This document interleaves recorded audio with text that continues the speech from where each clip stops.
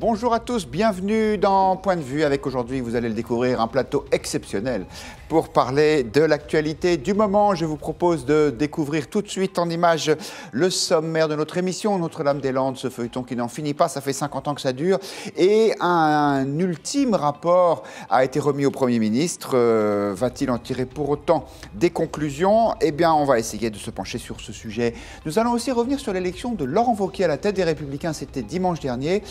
Mais on va se focaliser cette fois sur son programme, ses propositions en économie, mais pas seulement, pour voir l'écho qu'elles peuvent rencontrer dans l'opinion. Nous allons aussi parler de Donald Trump, dont le candidat républicain Roy Moore a subi une défaite cuisante au Sénat, fragilisant ainsi le président des États-Unis. Et puis nous allons parler du loup. Les loups sont de plus en plus nombreux en France. Ils ne sont pas encore rentrés dans Paris, mais ils s'en rapprochent. Faut-il du coup les éliminer? La polémique fait rage. Et nous en parlerons avec 4 invités qui sont autour de cette table. Bonjour Adélaïde Zulfi-Karpazic. Bonjour. Vous êtes la directrice de BVA Opinion, institut de sondage bien connu. Bonsoir Lucille Schmid, coprésidente de la Fondation Verte Européenne. Tout le monde connaît désormais votre dernier livre, La France résiste-t-elle à l'écologie? Aux éditions du Bord de l'eau, c'était en 2016. Bonsoir à Alexis Lacroix. Bonsoir Guillaume. Vous êtes directeur délégué de la rédaction de l'Express. Votre excellent magazine sort en couverture ce week-end, Johnny, une vie rock'n'roll. C'est formidable parce que vous continuez à rendre hommage à Johnny Hallyday. Je veux dire qu'on voit dans votre magazine des choses qu'on n'avait pas lues ailleurs, et donc ça, c'est épatant. Merci beaucoup. Et bonsoir Renaud Girard. Vous êtes le chroniqueur international du Figaro. On retrouve vos analyses chaque mardi dans le meilleur quotidien du monde. Et vous êtes aussi l'auteur de Quelle diplomatie pour la France? Prendre les réalités telles qu'elles sont, c'est paru aux éditions du CERF il y a quelques semaines. Nous commençons avec Notre-Dame-des-Landes. Une mission de médiation avait été lancée le 1er juin dernier sur ce sujet par le président de la République. Et les médiateurs, après 6 mois de travail, 200 auditions et 63 pages, ont rendu leur rapport pour dire... pour dire rien. C'est-à-dire que c'est au pouvoir de trancher et il ne se prononce pas entre les deux. Dans l'alternative, faut-il construire un nouvel aéroport à Notre-Dame-des-Landes ou simplement aménager celui qui existe déjà? Est-ce qu'on se moque du monde, Lucille Schmid? Écoutez Guillaume, je ne suis pas d'accord avec ce que vous dites sur le fait qu'on ne dit rien. C'est-à-dire que je pense que ce qui est intéressant, c'est qu'on fait retomber la pression. Parce que ça fait plus d'une quarantaine d'années qu'on dit qu'il faut faire cet aéroport et qu'on ne le fait pas. Et qu'entre-temps, c'est comme pour le loup d'ailleurs, les camps se sont structurés et qu'il y a les anti-aéroports qui sont parfois assez violents. Et il y a aussi une forme de détermination. Jean-Marc Ayrault lui-même a repris position sur l'aéroport d'une façon légèrement ridicule, j'allais dire. Il y a une focalisation sur ce sujet alors qu'il s'agit quand même de savoir si on agrandit ou pas, ou si on bouge ou pas l'aéroport de Nantes. Donc moi, je trouve que c'est bien que les experts aient fait des mois d'audition et qu'ils proposent 2 scénarios. On pourrait dire qu'ils auraient dû trancher, sauf qu'il faut se rappeler qu'Emmanuel Macron, pendant la campagne présidentielle, a dit, au fond, je ferais plutôt l'aéroport, puis ensuite a nommé une médiation avec des personnes qui sont neutres, mais dont certaines sont plutôt défavorables à l'aéroport, mais qui ont pris... Il y en a un qui est proche de Nicolas Hulot, par exemple. Gérard Felzer est assez proche de Nicolas Hulot, et on sait que Nicolas Hulot est contre l'aéroport. Donc moi, je trouve que ce qui est intéressant, et je le dis vraiment de façon sincère, c'est que s'ils ne tranchent pas, ils disent que les 2 options sont raisonnables. C'est-à-dire qu'ils amènent, à mon avis, les partisans dans chaque camp à se dire il y a quelque chose qui doit se dérouler de manière raisonnable. Après, ce que je vais dire franchement aussi, c'est que je regrette qu'on se remette toujours à un homme providentiel, qu'il faille aller jusqu'au président de la République pour trancher en janvier. Mais si c'est tranché, si on enterre 43 ans de débat, pourquoi pas avoir fait un rapport qui propose 2 scénarios? Et puis un référendum. Et effectivement, vous le disiez à l'instant, le président de la République s'est promis, va prendre sa décision. Encore quelques semaines de patience, le Premier ministre l'a dit tout à l'heure quand on lui remettait le rapport. Le rapport nous invite à réfléchir sur un choix qui se formaliserait plutôt de la façon suivante: Notre-Dame-des-Landes ou un réaménagement de l'aéroport de Nantes-Atlantique. Un certain nombre de vérifications sur les éléments techniques qui sont mentionnés dans ce rapport seront conduites très rapidement, de façon à permettre au gouvernement de prendre, avant la fin du mois de janvier, comme s'y est engagé le président de la République, une décision. Alexis Lacroix, est-ce que vous avez un point de vue sur cette question? Faut-il ou non un nouvel aéroport? Moi, je pense, si vous voulez, que je ne suis pas dans le camp de ceux qui satanisent a priori ce projet d'aéroport dans cette partie, disons, plutôt campagnarde du nord du département de la Loire-Atlantique. Néanmoins, vous le disiez, ça fait 40 ans au fond que le feuilleton dure, ça devient un peu ridicule. Pour diverses raisons qu'il ne nous appartient pas ici de condamner, elles existent. Voilà, il y a une mobilisation politique autour de cet aéroport qui excède largement les purs milieux environnementalistes. Pour diverses raisons, ça paraît difficile à faire. Donc je crois que la sagesse de la part de Macron et d'Édouard Philippe, ça serait d'en tenir compte et peut-être d'orienter le rapport vers le sens d'un renoncement à ce nouvel aéroport et plutôt d'une extension des deux aéroports qui existent déjà. Voilà, je ne suis pas expert en la matière, donc c'est un point de vue vraiment de citoyen non informé, mais il me semble que quand il y a tellement de résistance contre un projet qui a été historiquement retoqué 40 fois et qu'on va le remettre sur le tapis, dans l'espoir, d'ailleurs on ne sait pas pourquoi, de faire se dissoudre les oppositions qui, entre-temps, d'ailleurs, se sont figées, je pense qu'il a toutes les chances de ne pas aboutir. Donc on devrait en tirer les conséquences, aujourd'hui, au sommet de l'exécutif, et faire une croix définitivement sur Notre-Dame-des-Landes. Adélaïde Zulfikar-Pazik. Votre point de vue sur ce sujet. Il y en a deux qui sont plutôt pour l'abandon, là, mais vous n'êtes pas obligé de voter. Non, je vais plutôt me prononcer du point de vue de l'opinion. Aujourd'hui, si on regarde les Français, je pense qu'ils sont relativement éloignés du sujet. Je ne parle pas des gens qui habitent dans la région. D'ailleurs, on s'aperçoit que plus on est proche de la zone, plus on est opposé, plus on s'en éloigne, plus on est pour ou on est assez indifférent. Donc, pour l'instant, l'opinion, il n'y a pas vraiment de risque dans l'opinion. En revanche, quelle que soit la décision qui sera prise, il y aura forcément des mécontents. Et il faut voir ce que les mécontents, quel poids ils peuvent avoir et dans quelle mesure ils peuvent agiter un petit peu un drapeau rouge et entraîner des remous. Et il y a deux choses par rapport à Emmanuel Macron. La première chose, c'est que, tout d'abord, il va trancher fin janvier. Et donc, ça va venir un peu nourrir sa posture qui est effectivement celle de l'homme providentiel. Mais c'est l'homme qui tranche, qui prend des décisions, qui tient ses engagements. Donc, ça va venir un peu alimenter son moulin d'hommes forts. Il va sortir du en même temps, là, pour le coup. Oui, il va sortir du en même temps. Mais donc, après, effectivement, dans le en même temps, il y a deux alternatives. Soit, effectivement, il prend cette décision de renoncer et, d'une part, il vient ainsi soutenir son ministre Nicolas Hulot, qui lui aussi est pour le renoncement. D'autre part, il vient montrer qu'il n'a pas seulement des beaux discours en matière d'écologie, il n'est pas seulement pour organiser des sommets sur le climat, mais qu'il a des vraies convictions et il s'y tient. En même temps, c'est moi qui y viens. En faisant ça, il fait fi de la consultation qui a eu lieu.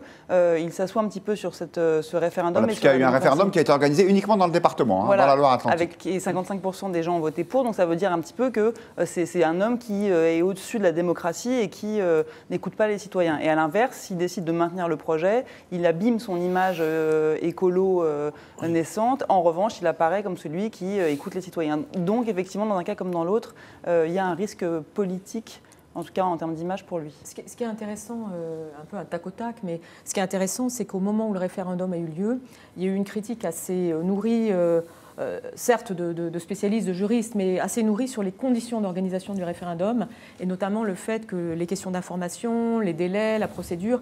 Donc c'est vrai que c'est un référendum qui a été critiqué d'emblée. Après, moi, ce que j'allais dire, c'est que sur ce sujet de la démocratie, qui est un sujet essentiel parce qu'il faut articuler démocratie et écologie et arrêter d'en faire un sujet d'experts, on voit bien que la forme démocratique habituelle n'est pas évidente pour faire entendre les choses. Par exemple, c'est un Premier ministre, on parlait de Manuel Valls, qui a annoncé à la radio, au niveau national, un référendum local. Donc on voit bien que là-dessus, il y a un problème d'articulation entre le local et national, et surtout si c'est Emmanuel Macron qui va décider si on fait ou pas un aéroport à Nantes. Il y a quelque chose là qui est de l'ordre du paradoxe, qu'il faut d'une manière ou d'une autre résoudre. Et d'ailleurs, si Emmanuel Macron décide non, il faudra qu'il explique pourquoi il a fallu aller jusqu'à lui sur ce sujet. Et alors, au Figaro aussi, on organise des référendums, puisque vous êtes appelé à voter sur ce sujet. Faut-il renoncer à ce projet d'aéroport à Notre-Dame-des-Landes? D'après les derniers comptages, vous êtes 58% à être plutôt défavorable à la construction de l'aéroport Notre-Dame-des-Landes. C'était un pointage effectué à 17h01. Renaud Girard, faut-il renoncer à cet aéroport? Je pense qu'il faut renoncer, c'est l'occasion de renoncer. Je n'ai aucun avis technique sur l'aéroport, je ne suis pas... il y a un avis technique, est-ce qu'il faut élargir celui qui existe ou en construire un nouveau? Ce n'est pas la question, et je ne connais pas les lieux, donc je ne peux pas m'exprimer là-dessus. C'est une question que pose Paulette. C'est une occasion d'abandonner ces référendums locaux. Je suis contre la République référendaire. Vous n'êtes pas très démocrate, hein? Non, je pense que ça a permis en France au général de Gaulle de partir en beauté pour des questions extrêmement importantes comme les indépendances, l'indépendance de l'Algérie, etc. On peut concevoir les référendums, mais je suis pour la démocratie représentative. Je regrette d'ailleurs beaucoup que les Anglais, et ça ne leur a apporté que du mal, aient renoncé à leur démocratie traditionnelle, qui est la démocratie parlementaire, la Chambre des communes depuis 8-9 siècles, et qu'ils aient adopté cette pratique référendaire qui a été utilisée par Cameron dans des tactiques politiciennes. Et là, vous faites allusion au Brexit, évidemment. Alors là, ça me chagrine, parce que si on organise un référendum, je suis contre, je trouve qu'on devrait abandonner ces histoires de référendum, parce que ce sont des questions techniques et qu'il y a des représentants élus pour étudier ces questions. Mais une fois que le référendum s'est prononcé, et là il y a eu un référendum en faveur de cet aéroport, c'est un déni de démocratie incroyable de revenir là-dessus. Alors il faut... voilà, donc voilà mon avis. Il y a eu un référendum, les écologistes ont perdu, et bien qu'on construise cet aéroport à Notre-Dame-des-Landes. Mais je n'ai pas tout à fait compris pourquoi M. Ayrault était si favorable. J'imagine que c'est pour des raisons de développement du tourisme, et pourquoi pas dans sa région. Et est-ce que ce référendum serait tellement plus polluant que celui qui existe aujourd'hui? Est-ce que quelqu'un a cet aéroport. Alors, attendez, je reprends la parole d'abord pour saluer les internautes qui nous rejoignent, pour saluer Génie qui se demande pourquoi le dossier de Notre-Dame-des-Landes est devenu un dossier national et non plus seulement d'une ville, et puis Paulette qui se demande pourquoi ne pas développer l'aéroport existant de Nantes afin de préserver la nature. Je voudrais rajouter une pièce au dossier. On va écouter Cécile Duflot. Alors, l'ancien ministre du Logement est aussi une écologiste convaincue, donc elle est même carrément contre le projet Notre-Dame-des-Landes, ça c'est pas une surprise. En revanche, ce qui est intéressant, c'est qu'elle dit que dès que les micros sont fermés, presque tous les responsables politiques, eux aussi, sont contre ce projet. Écoutez-la. Aucun responsable politique de premier plan, aucun, ne défend en off Notre-Dame-des-Landes. Tout le monde sait que c'est un projet absurde. L'obstination, c'est pas un signe d'autorité. L'autorité, c'est de faire des choses justes et de se donner les moyens de prendre des décisions justes. Et le chantage à la virilité, de dire attention, on va voir, c'est un test pour Emmanuel Macron. Est-ce qu'il aura le courage d'imposer cet aéroport? Sinon, ça veut dire qu'il va se déballonner. Alexis Lacroix, vous confirmez, c'est vrai que la plupart des responsables politiques sont plutôt contre quand les micros sont éteints? C'était mon sentiment, ma position d'ailleurs, qui est plutôt, disons, hostile à la conclusion de ce projet, encore une fois, pluridécennal, qui date d'il y a plusieurs décennies, je crois de l'année 78 au départ. Donc c'est visiblement quand quelque chose ne se fait pas, c'est comme une rencontre amoureuse. Si ça ne se fait pas, c'est pas la peine de poursuivre. Quand ça veut pas, ça veut pas.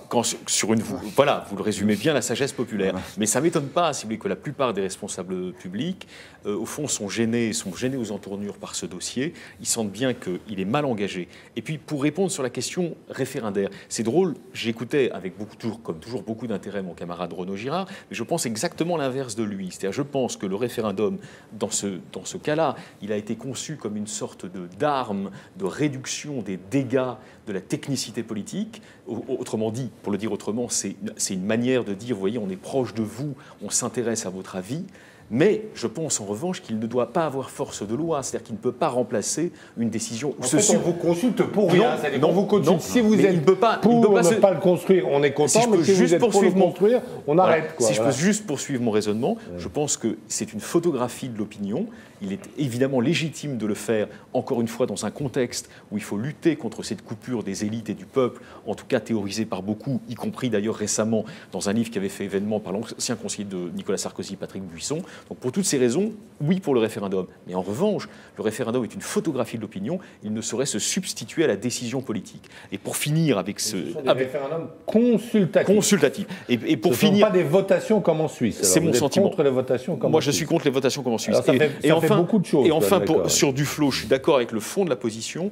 Je suis moins d'accord, en revanche, avec l'attaque contre le pseudo-test de virilité qui serait fait à Macron. Il faudra bien qu'une décision soit prise. Et loin de moi l'idée de valoriser la République césarienne ou, disons, la confiscation du pouvoir telle que la confiscation jupitérienne du pouvoir telle que la cinquième peut l'exacerber. En revanche, il faudra bien que quelqu'un soit là pour dénouer le nœud mauvais de cette crise. Et ça sera probablement le président de la République. Mais si j'avais un conseil à lui donner, je ne suis pas son conseiller, mais si j'avais un conseil à lui donner, ce serait effectivement de rétro-pédaler avec habileté. Mais ce que je trouve sur la question du courage, c'est que, d'une certaine façon, Cécile Duflot dit qu'il faudrait... Enfin, la question du courage pourrait être invoquée pour ne pas se déballonner. Je crois qu'il faut du courage dans les deux cas, parce que, comme je le disais, il y a deux camps. Donc, moi, je trouve que si Macron... a du courage, bon voilà, c'est bien. Et on ne va pas dire d'un côté c'est le courage et de l'autre côté c'est la lâcheté. Il y a à trancher quelque chose que personne n'a tranché depuis 40 ans. Donc ça c'est un point important. Et je voulais juste dire un truc par rapport à la question de la virilité, etc. C'est que je ne sais pas si c'est un problème de virilité, mais il y a un sujet où quand on était un grand élu local, il y a 30 ans, 40 ans, on construisait son aéroport, ou on essayait d'avoir son aéroport, ou son autoroute, ou son TGV. Et je pense qu'aujourd'hui, ce qui est en cause, c'est vraiment un changement, une transformation de la mentalité des grands élus locaux sur la question écologique. On voit bien ce que fait Anne Hidalgo, on voit bien ce que fait l'ancien maire de New York. Il y a quelque chose qui se modifie aussi sur la manière de dire on pèse, et c'est en transformant ce qu'on appelle la technique du grand projet, que certains qualifient d'inutile. Moi, je pense que cet aéroport, aujourd'hui, est inutile. Mais ce qui est intéressant aussi, c'est qu'on peut le trouver inutile pour des raisons écologiques, pour des raisons économiques également, parce qu'on peut penser qu'on prendra demain moins l'avion qu'un autre mode de transport. Et donc, il y a aussi des arguments. Il y a 40 ans qu'on n'utilisait pas. On ne pensait pas à la nature, par exemple. On ne pensait pas qu'on allait faire bouger des agriculteurs. Donc il y a des choses nouvelles, sans vouloir être trop longue, Guillaume. Merci. Cet aéroport est un éléphant bleu. Exactement. Adélaïde Zilfi-Karpazik, on parlait de courage. En tout cas, il faudrait du courage à Emmanuel Macron pour maintenir ce projet, parce qu'il aurait contre lui le ministre le plus populaire du gouvernement, Nicolas Hulot. Ça, c'est un risque politique majeur. Il aurait contre lui le ministre, effectivement... le plus populaire du gouvernement, mais à mon sens, c'est pas ça le risque le plus important pour lui, c'est le décalage entre l'image qu'il essaye d'imprimer dans l'opinion avec Make Our Planet Great Again et le sommet qu'il vient d'organiser. Ça donnerait une espèce de dissonance entre il y a ce que je dis, il y a ce que je fais, et à mon sens, ce serait plus ça le risque politique. Et pour répondre à la question qui a été posée tout à l'heure, je crois quand même le rapport laisse entendre, mais vous me corrigerez, que quand même des deux alternatives en termes de bilan carbone, c'est le retrait du projet qui c'est quand même préférable pour. Parce qu'il faut dire un mot. Et c'est peut-être pas un hasard s'il y a en même temps ce sommet sur le climat et puis la remise du rapport. Elle a raison. C'est vrai que dans ce débat, on a l'impression, si vous voulez, qu'au fond, la question écologique, la question du souci de notre environnement, du souci légitime, hein, c'est-à-dire pas la deep écologie, pas la folie intégriste d'une certaine écologie nordique, mais l'écologie française à la Hulot, disons, passe au second plan. Comme s'il y avait un affrontement entre deux visions, en quelque sorte économiques, de la future région, la future grande région Bretagne, entre ceux qui pensent que c'est bon pour l'économie de la Loire-Atlantique et ceux qui sont plutôt pour une extension des aéroports. Mais on oublie l'essentiel, c'est que ça va bouffer, si on fait cet aéroport dans le nord de la Loire-Atlantique, ça bouffe entre 50 et 100 km² de campagne. C'est pas rien. 1800 hectares à peu près, je crois. Voilà, donc disons 180, c'est énorme, et sachant qu'en plus ça génère aussi une urbanisation périphérique autour de l'aéroport, dans des petites villes qui vont se développer, etc. Pourquoi pas? C'est peut-être bien pour la croissance. Il n'empêche que pour l'écologie, ça l'est moins, et les poches, on le sait, les poches de campagne se réduisent de plus en plus, il y a une bétonisation accélérée, il faut réfléchir avant de lancer un tel investissement. Eh bien, bon courage, Monsieur le Président. Ça n'a pas l'air simple. Juste une remarque mathématique. Alors, vous avez 10 secondes, cher Renaud. Non, juste une remarque. Mais si, vous avez 10 secondes. Hectares, ça fait 18 km². Non, mais c'est parce que j'ai fait des études de maths quand j'étais petit. Donc c'est juste... Oui. Vous savez, à l'époque, j'ai fait... C'est pas contradictoire avec ce qu'on avait dit. À l'époque, on apprenait ce que c'était qu'un hectare, etc. Vous savez, l'ancien... Un hectare, c'est 100 mètres sur 100 mètres, je vous le confirme. Voilà, d'accord. Et donc 1800 hectares, ça fait 18 km². C'est tout. Absolument. Et il y a toujours 50... En fait. Voilà, ça veut dire que... Voilà. Donc, et il y a toujours 58% de ceux qui nous regardent... Sans vouloir... C'est juste des maths, quoi. Qui sont contre la construction de cet aéroport. Je vous propose de passer à un autre sujet qui n'a rien à voir. Laurent Wauquiez, vous le savez, a été élu dimanche assez largement le président du parti Les Républicains. Et depuis, la polémique fait rage pour savoir est-ce qu'il est trop à droite, pas assez à droite. Il y a un sondage assez intéressant qui a été publié sur ce sujet chez nos confrères de la Tribune aujourd'hui. C'est un sondage BVA Opinion. Et donc, je me tourne vers vous, Adélaïde. Qu'est-ce qu'il dit ce sondage? Moi, j'ai l'impression qu'il dit deux choses qui sont peut-être un peu contradictoires. Il y a une majorité de Français qui trouvent que Wauquiez est trop à droite, mais une majorité relative.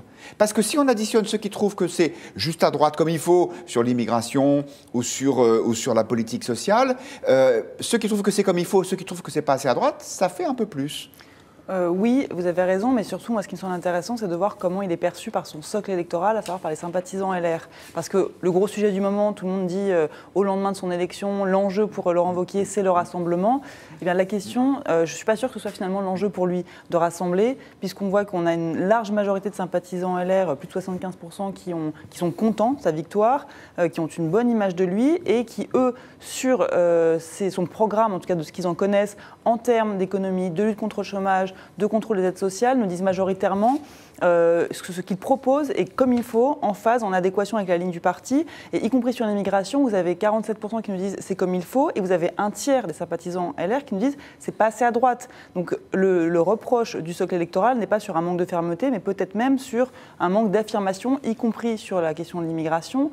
Quand on sait par ailleurs que quand on interroge les sympathisants LR sur leurs préoccupations, les questions d'immigration, de sécurité restent dans leur trio de tête avec les questions économiques. Donc à mon sens, ce que nous dit ce sondage est que sur la ligne que doit emprunter Laurent Wauquiez, il est plutôt sur la bonne voie et que la tentation du rassemblement le conduirait peut-être à un espèce de grand écart et qui le conduirait à opter pour une ligne un peu tiède et que peut-être cette question du rassemblement, c'est pas la bonne et qu'il doit tracer son sillon sur ce qu'il, jusqu'à présent, il a appelé une droite qui assume ses valeurs et que c'est peut-être ça, finalement, ce vers quoi il doit tendre, quitte à perdre un peu des plumes au passage et certains électeurs. Mais je pense que ce serait assez minoritaire. Et ce n'est que mon point de vue. Et comme point de vue est une émission qui prône la démocratie participative, vous êtes à nouveau appelé à vous prononcer. Wauquiez a-t-il la bonne stratégie?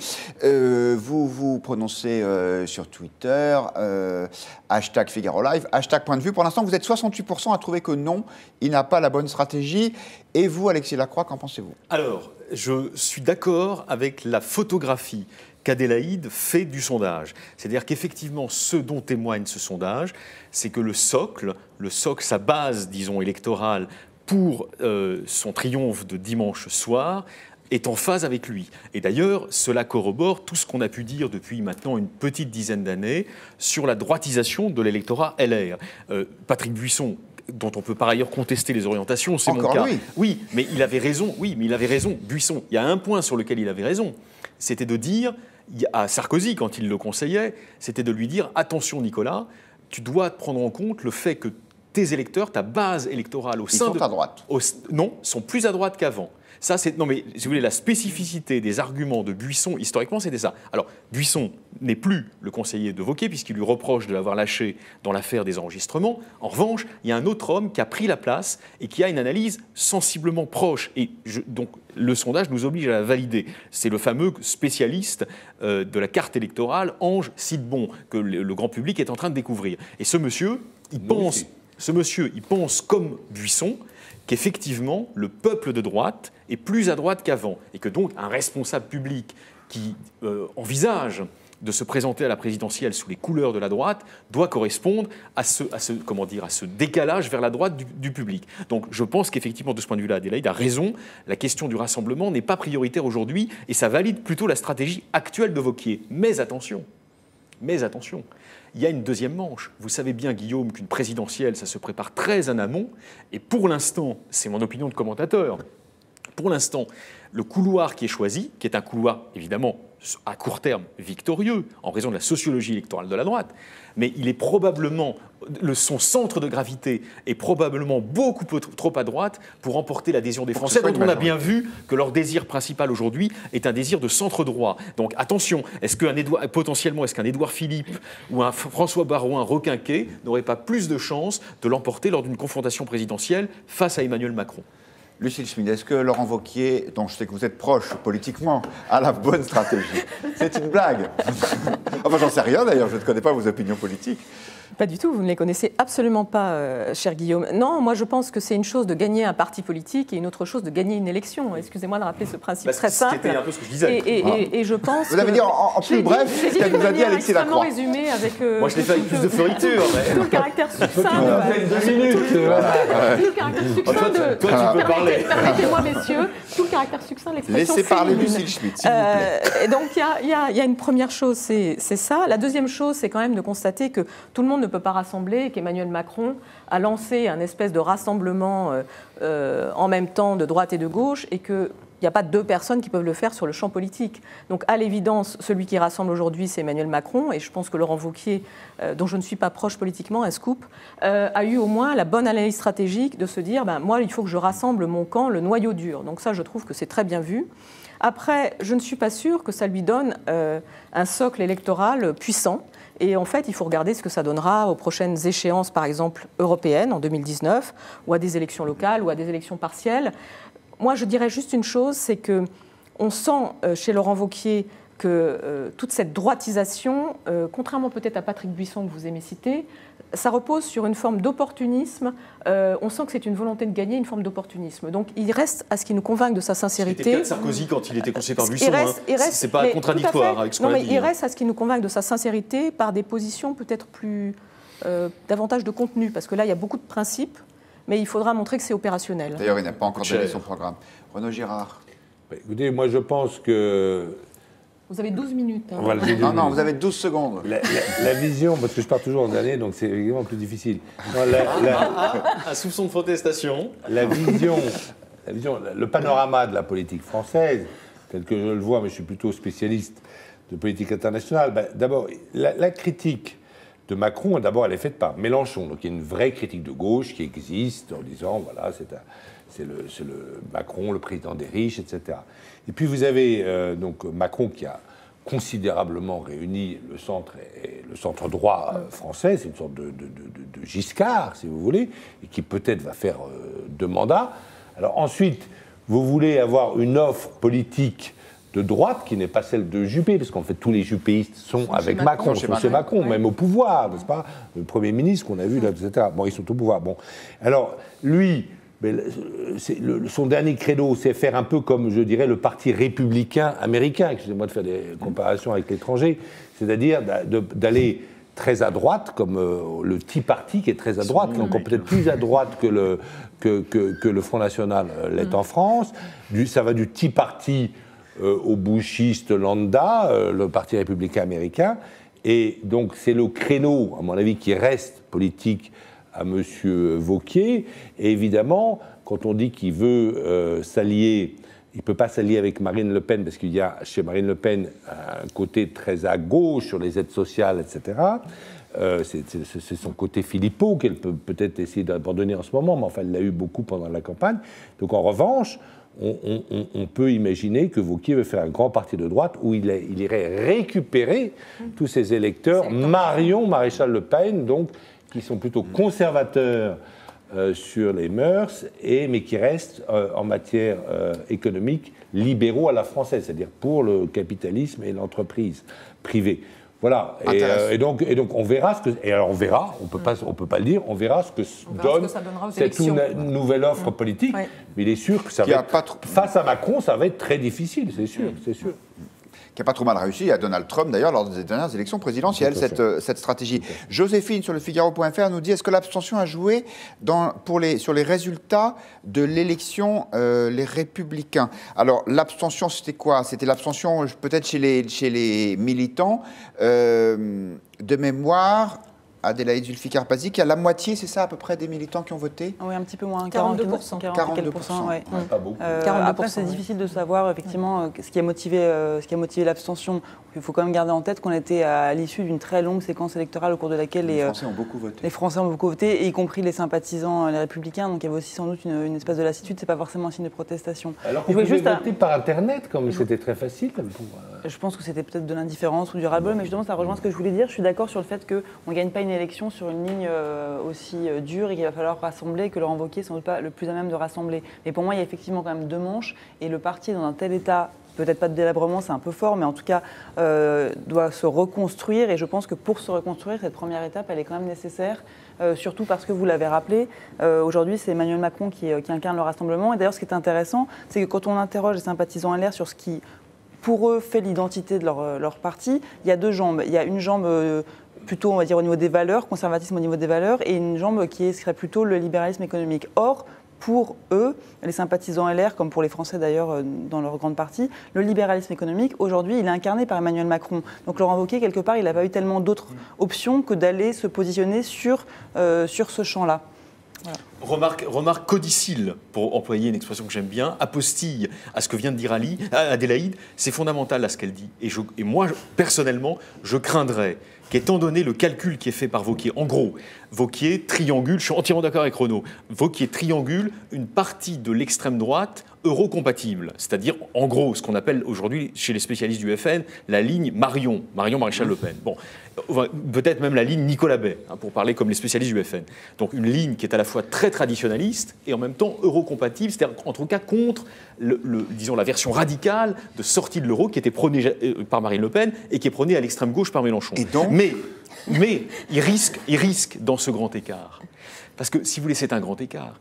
Les électeurs LR, même très conservateurs, ils ne partagent pas forcément les conceptions, disons, eurolibérales qu'il va être obligé de prôner pour attirer à lui la frange Marion. Il y a un discours souverainiste qui est extrêmement répandu. J'ai regardé sur le site du Figaro de ce matin les commentaires relatifs au fait que l'un des barons de la droite, Xavier Bertrand, sur une ligne plutôt, disons, de centre-droit, a quitté les Républicains. Bon, il y a plein de gens qui disent, et ça, je crois que c'est extrêmement significatif, bon débarras, Xavier, va rejoindre tes amis mondialistes.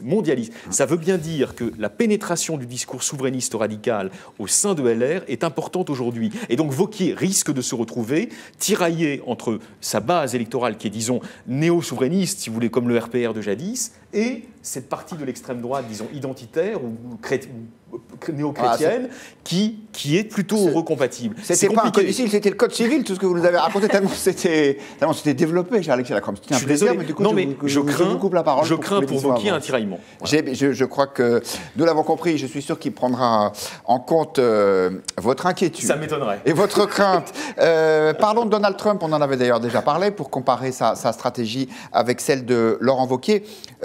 Sans doute ne connaissiez-vous pas M. Doug Jones, moi non plus en tout cas, jusqu'à cette nuit. C'est un nouveau sénateur, il est démocrate, et donc il a battu le candidat de Donald Trump. C'est important cette élection parce que la majorité républicaine est assez courte, elle est même de plus en plus, je crois qu'il n'y a plus qu'une voix d'avance pour les Républicains au Sénat. Et donc, le parti de Trump a échoué. Et pourtant, le président avait vraiment mouillé sa chemise. Écoutez-le, il était vendredi dernier en meeting en Floride. We cannot afford, this country, the future of this country, cannot afford to lose a seat in the very, very close United States Senate. We can't afford it, folks. We can't. His name is Jones, and he's their total puppet, and everybody knows it. He will never, ever vote for us.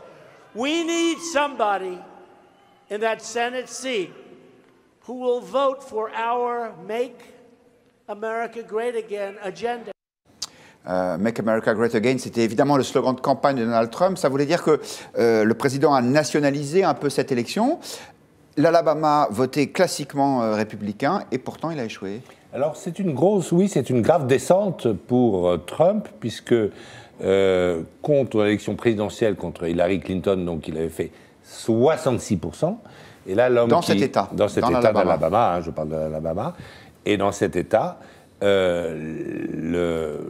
qu'il soutenait, c'est-à-dire Roy Moore, n'a fait que 48% contre 49% pour le fameux Doug Jones, qui a donc été élu.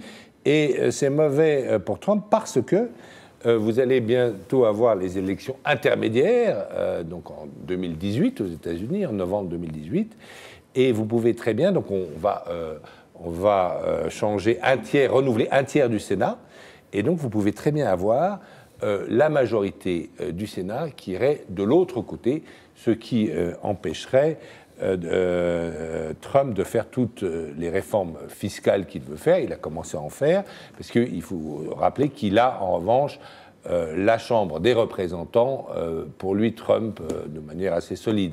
Mais ça peut changer en 2018, et c'est assez fâcheux. Donc en fait, c'est un vrai revers pour lui.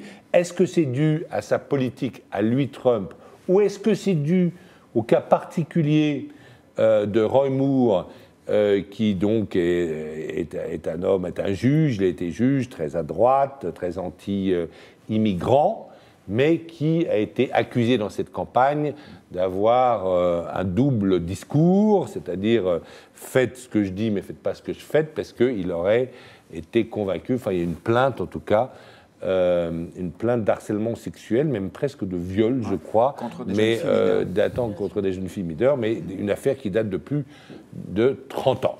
Et donc, mais on ne sait pas encore, il faudrait demander à un sondeur d'ailleurs, est-ce que c'est la politique de Trump elle-même qui est discréditée ou pas. En tout cas, je pense que ça ne va rien changer.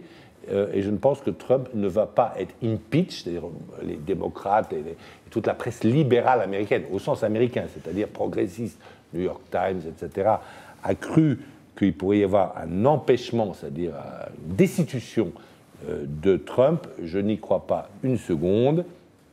Il faut 2/3 des sénateurs pour le destituer, et vous avez vu qu'il prend des mesures de politique étrangère pour élargir sa base électorale, notamment cette mesure de la reconnaissance de Jérusalem comme capitale de l'État hébreu, ce qui lui permet de consolider sa base évangélique aux États-Unis, tout en gagnant des démocrates. Et vous avez entendu les représentants démocrates juifs de New York approuver Donald Trump. Donc tout ça fait en sorte que, oui, il va avoir sans doute des difficultés au niveau du Congrès, du Parlement américain, mais je pense que Donald Trump va pouvoir continuer à être président jusqu'au bout de son mandat.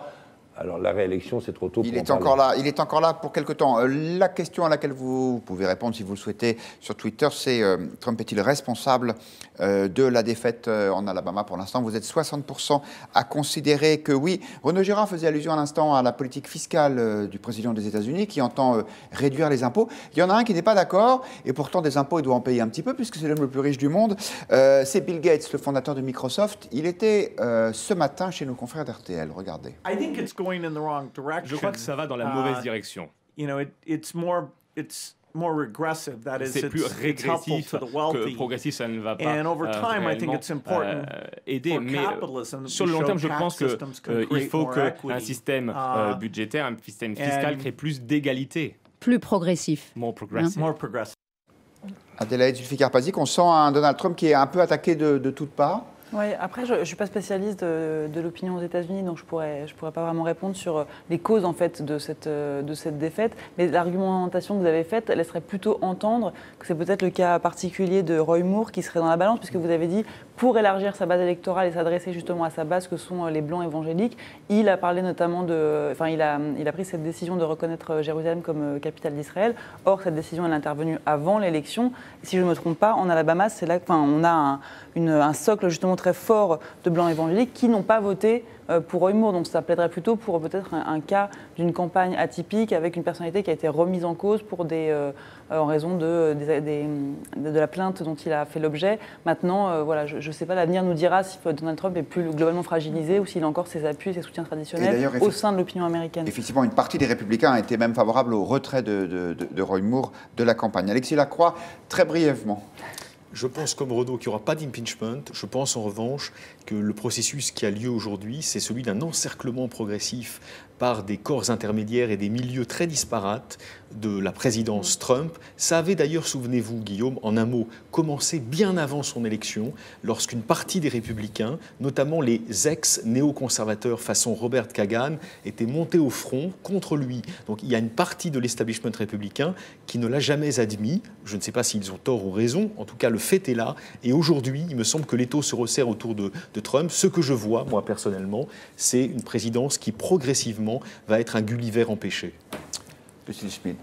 Moi, je pense que la question de la plainte pour viol est un point essentiel parce qu'aujourd'hui, le phénomène MeToo... Contre Roy Moore, le candidat républicain, parce qu'aujourd'hui, le phénomène MeToo est un phénomène, il n'est pas seulement américain, il est mondial, et que sur ce sujet-là, on voit bien que ça va concerner, à mon avis, le comportement individuel de chaque représentant, de chaque personnalité politique. Donc ça peut être un vrai séisme. Et je suis d'accord avec Renaud Girard sur le fait que c'est sans doute ça qui l'a emporté par rapport à la question du projet. Après, on peut dire que sur cette question-là, du comportement, le sujet de Donald Trump est aussi quelque chose d'essentiel. Parce que Donald Trump est quelqu'un qui ne se comporte pas comme un président américain. Parce que quelque part, ses incartades et sa manière de ne pas être politiquement correct lui a permis d'être élu, mais qu'on peut se demander si ça lui permettra de durer. Je voudrais là-dessus rebondir sur les questions écologiques. Après tout, c'est mon fonds de commerce. Je pense que ce qui se passe aux États-Unis sur la question du climat, avec cette mobilisation à la fois de personnalités comme Bill Gates, de grands entrepreneurs, de la société civile, d'artistes, du showbiz, de Hollywood, etc., c'est très intéressant parce que quelque part, il y a dans la société américaine des ressorts de contre-pouvoir et une capacité à faire un twist, à changer, à se transformer, qu'en France, on n'imagine pas parce que nous sommes une société peut-être plus rigide ou qui a plus d'inertie. Donc je pense que pour Donald Trump, c'est mal parti à l'avenir. Et c'est sans doute pas à cause du projet politique, mais plutôt à cause du comportement et de sa manière de ne pas être un vrai président, et aussi d'être venu encourager quelqu'un qui était quand même extrêmement contesté. Il a pris un risque en considérant sans doute que les attaques sexuelles et MeToo, ce n'était pas aussi important que ça l'était. C'est quelque chose de très politique. Et c'est ce que nous dit l'internaute sur le Figaro.fr. Comment Roy Moore a-t-il pu se présenter avec toutes ces accusations? Pourquoi ne s'est-il pas retiré? Il y a eu des pressions sur lui, mais il a refusé. Donald Trump, tardivement, a choisi de le soutenir. Vous parliez d'écologie, Lucille Schmid, eh bien parlons-en. Nous allons avec... l'histoire des loups, alors ça vous paraît peut-être un peu anecdotique, à mon avis c'est intéressant. Le gouvernement vient de sortir un plan d'action pour le loup 2018-2023. Les loups, il y en a de plus en plus en France. Au dernier comptage, on serait à 360. Et donc la question c'est, est-ce qu'il faut en tuer? Oui, parce que les loups c'est carnivore et les loups auraient tué 10 000 brebis et moutons d'hiver l'année dernière. Et donc il y a polémique pour savoir est-ce qu'il faut prélever, comme on dit aujourd'hui, plus de loups. On en prévoit d'en tuer 40 l'année prochaine. C'est trop, disent les écologistes, c'est pas assez, disent les éleveurs. Eh bien, est-ce que vous avez un point de vue là-dessus? Renaud Girard. Moi, je trouve, pourquoi est-ce que les écologistes ne se penchent pas sur les brebis? Pourquoi est-ce qu'ils préfèrent les loups aux brebis? Moi, j'aime bien La Fontaine, alors je suis un peu du côté de l'agneau et de la brebis.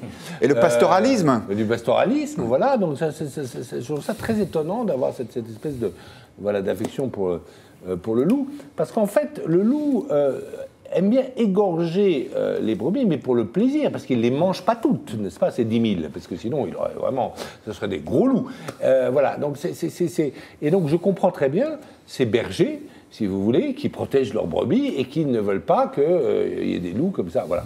Alors, est-ce qu'on peut en garder quelques spécimens, pourquoi pas, mais je me demande si les écologistes demain, ou certains écologistes, je suis pour l'air pur dans les villes, qu'on soit bien clair. Pour moi, c'est ça l'écologie qui est important, c'est plus de diesel, plus de particules fines.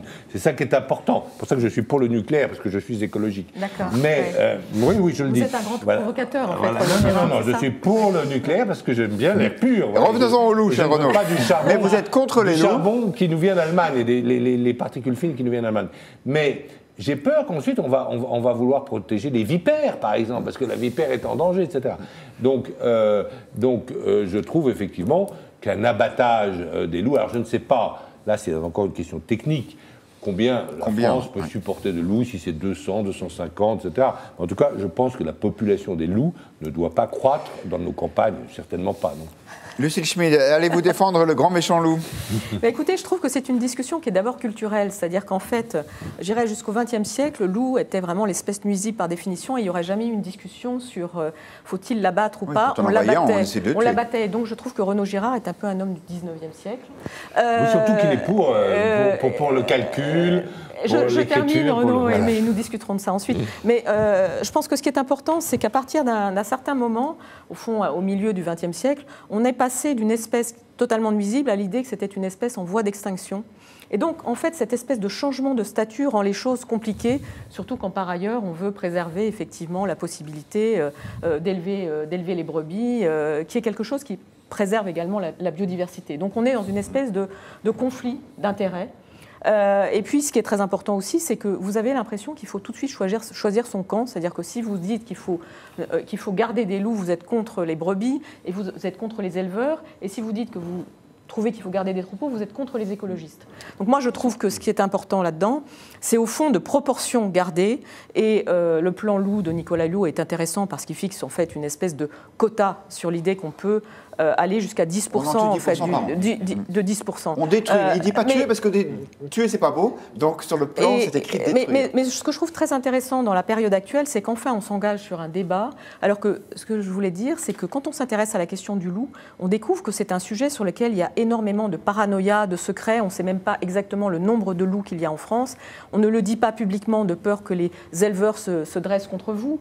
Donc c'est un sujet presque romanesque et sur lequel on est à la fois donc dans le culturel, dans l'économique et dans l'idée qu'une profession ne doit pas être persécutée. On aime le loup, d'autant plus qu'on est un habitant des villes, et c'est là-dessus qu'il faut que le gouvernement essaie de faire en sorte d'arbitrer positivement pour les éleveurs. Sujet romantique du 19e siècle. Je reprends la parole, cher Renaud, car nous accueillons Valentin Pilate sur ce plateau. À genoux du Figaro, mais voilà. Je m'accroche à mon siège, Valentin, n'ayez pas d'espoir. Trop rapide. Vous avez interrogé, vous êtes penché sur les réseaux sociaux, et en fait, on aime bien les loups sur Internet. Oui, on aime beaucoup les loups. J'ai posé la question sur Twitter à nos internautes, faut-il laisser vivre les loups? La réponse, elle est claire, voilà ce qu'on m'a répondu tout à l'heure. La question ne devrait même pas se poser. Oui, nous dit Ghislaine, ou bien sûr, nous dit Kaba. Bon, voilà, au-delà de ces réponses assez simples, on a Ojero sur Twitter toujours qui nous signale qu'en régulant chaque année le nombre, ça pourrait être intéressant de voir ce qu'on peut faire. Mais en fait, c'est déjà le cas, donc à 10% par an, hein, on le signalait avec cet arrêté interministériel de juillet. Mais nos internautes, en fait, ont un exemple qui revient en boucle, c'est le cas de l'Italie. Alors pourquoi l'Italie? Je vais vous expliquer. En Italie, les bergers ont le même phénomène, nous dit cet internaute du Figaro.fr. On va le voir dans un instant. Alors comment font-ils? C'est très simple. Ils ferment leurs moutons dans des enclos et les font surveiller par des chiens qui peuvent garder un œil, en l'occurrence, sur ces dernières. On a encore Paul sur le Figaro.fr qui nous dit que c'est quand même bizarre que du côté italien, le sujet du loup soit si peu évoqué, alors que pourtant les loups là-bas sont bien plus nombreux. On ne peut pas vérifier les chiffres, mais apparemment c'est le cas, et c'est le cas, ils le sont bien plus. Sidama constate que la cohabitation se passe très bien en Italie, à des lieux de ce qui pourrait se passer en France. En France, d'une part, beaucoup de bergers sont devenus fainéants. Et cet internaute, c'est assez marrant, il parle de son voisin, en l'occurrence, qui est berger, et qui nous signale qu'il surveille mal ses troupeaux, qu'il deviendrait apparemment fainéant, et qu'il n'élèverait plus des chiens, en l'occurrence, qui pourraient monter la garde contre les loups chez lui. Le mot de la fin. Un argument recevable. Absolument. Le mot de la fin. Il ira à cet internaute qui nous signale que les bergers devront s'adapter à l'espace sauvage, qui n'est pas un espace destiné naturellement à l'élevage. Merci. Adélaïde Dufy-Carpazzi, qui a déjà eu des sondages pour savoir ce que les Français pensaient du loup? Non, ça ne me dit rien. En revanche, ce qui est intéressant sur la position des internautes, et notamment des gens qui sont sur les réseaux sociaux, ça rejoint ce que disait Lucille Schmid, parce qu'en général, les gens qui s'expriment sur les réseaux sociaux, et notamment sur Twitter, ce sont plutôt des gens qui ont un profil jeune, urbain, citadin, donc ça, voilà, c'est pas très surprenant. Après, il n'y a pas eu de sondage, mais je pense qu'on retrouverait effectivement cette espèce d'antagonisme entre... Parce que les Français, ils sont à la fois attachés à l'écologie, et en même temps, ils ont une bonne image des éleveurs. Donc, Peut-être qu'on pourrait ne pas les opposer élevage et loup, mais honnêtement, non, je ne connais pas la réponse à la question. Un joli commentaire d'Aurélien sur Twitter qui nous dit, moi que je connais, il y a des loups à 4 pattes et d'autres à 2. Desquels parlez-vous? Eh bien, plutôt de ceux à 4 pattes, cher Aurélien. Alexis Lacroix, vous allez avoir le mot de la fin, mais vous avez 15 secondes parce qu'ensuite on rend l'antenne. Ça va être dur. Alors, sur les loups, je pense qu'il ne faut pas antagoniser les bergers. J'aime les bergers. Moi, je ne me présente pas comme vous dans une circonscription électorale des Pyrénées-Atlantiques, mais je pourrais. Et j'aurai leur suffrage. Mais néanmoins, vous voyez, cette idée de tuer des loups, pour moi, elle est absurde. Et donc, le maximum, à mon avis, qu'on peut admettre et qu'on peut autoriser pour cette liquidation, je crois que c'est le plan Hulot. Mais si on allait au-delà, si on cédait aux demandes des bergers, dont je comprends par ailleurs les inquiétudes, on serait dans une folie, car cette réintroduction du loup, et je rejoins totalement ce qu'a dit Lucile, elle va dans le sens de la restauration de cette espèce de continuum qui a existé longtemps entre les hommes et ces bêtes-là, qui sont après tout des bêtes de l'entourage. Là, pour le coup, on est très loin des autres exemples que vous preniez. Ça n'a rien à voir avec des anguilles ou je ne sais quel animal, ou des vipères, ou je ne sais quel animal sordide. Il y a eu une amitié, il y a eu historiquement une amitié de l'homme et du loup, et c'était tout simplement cela que peut-être sur un mode carnavalesque, on a ressuscité. Maintenant, il faut en tirer les conséquences et avoir un esprit de responsabilité. Merci beaucoup pour ce magnifique plaidoyer pro-loup. Merci à tous les 4, à tous les 5 d'avoir été là. Et surtout, chers internautes, restez connectés. Dans quelques instants, vous retrouvez